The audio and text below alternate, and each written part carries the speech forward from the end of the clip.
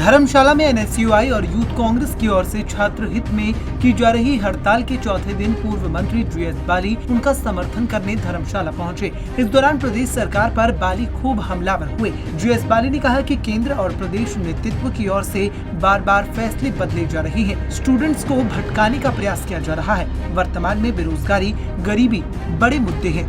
बच्चों की वैक्सीनेशन नहीं हो रही है। प्रदेश का 80% हिस्सा गांव में बसता है और गांव में नेट की व्यवस्था प्रॉपर नहीं है। ऐसे में बच्चे ऑनलाइन पढ़ाई कैसे करेंगे और पढ़ाई नहीं होगी तो परीक्षा कैसे देंगे। दोनों इसको लेकर के कई दिनों से धरनों पे बैठे हुए हैं और सिर्फ धरना नहीं है, इनकी भूख हड़ताल चल रही है। और मुझे सरकार के रवैये से ये भी दुखी हैं और मैं भी इनकी बात सुन के दुखी हुआ कि यहाँ डीसी ऑफिस के नीचे बैठे हैं, अधिकारियों के कान पे जूं नहीं रेंग रही और उनको आके इनसे बातचीत करके इनका कम से कम ये पूछना चाहिए था कि किस इशू पे आप लोग यहाँ बैठे हैं, क्या आपकी डिमांडें हैं। आप अपनी डिमांड तो हम सरकार को भेजते हैं, आप लोग भूख हड़ताल से हटो, तो वो नहीं कर करके ये एक एरोगेंस ऑफ गवर्नेंस कहलाती है। और ये बच्चों की डिमांड बिल्कुल जेन्युइन है, क्योंकि हिमाचल प्रदेश में पूरे बच्चों की वैक्सीनेशन हुई नहीं, नेट जो है गांव में चलता नहीं।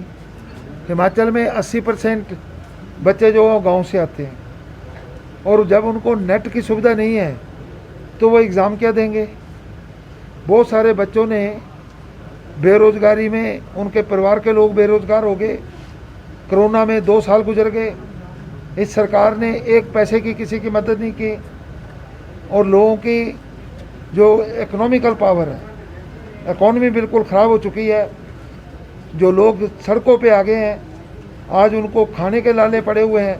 और बहुत सारे स्टूडेंट मैं जानता हूँ जो कॉलेज में पढ़ रहे हैं और बाद में मजदूरी कर रहे हैं या रेडी लगा रहे हैं। ये बड़ी चिंता का विषय है और इस विषय पे सरकार जो है ध्यान भटकाना चाहती है। आज सरसों का तेल 200 रुपये हो गया, दालें 150 रुपये हो गई, पेट्रोल 100 रुपये हो गया, बेरोज़गारी 14.5 लाख पे पहुंच गई। किसी को कोई मतलब नहीं है। जो सरकार इन इशू को एड्रेस नहीं कर करके सबको भटकाने का प्रयास कर रहे हैं। अरे भाई, एग्ज़ाम तो तभी देंगे कि जब आगे उन्होंने पढ़ाई की होगी। आप पढ़ाने में समर्थ रहे, आपने समय पे वैक्सीनेशन नहीं की, आपने कितनी ज़्यादा डेथ्स हिमाचल जैसे प्रदेश में 25% तक आंकड़ा चला गया पॉजिटिविटी रेट। ये सारे चिंता का विषय है।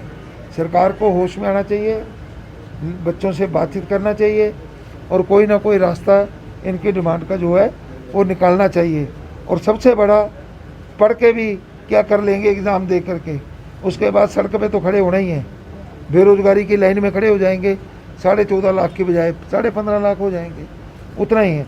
सरकार को इन नौजवानों के लिए कुछ ना कुछ सोचना चाहिए, अपनी पॉलिसी ढंग की बनाना चाहिए और उस दिशा में आगे कदम उठाना।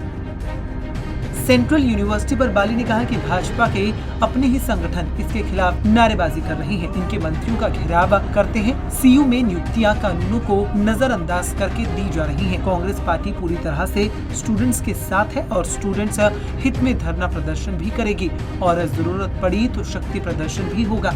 स्टूडेंट्स की हड़ताल पर सरकार को तुरंत गौर करना चाहिए। पंजाब केसरी टीवी के लिए धर्मशाला से मिलन सिंह की रिपोर्ट।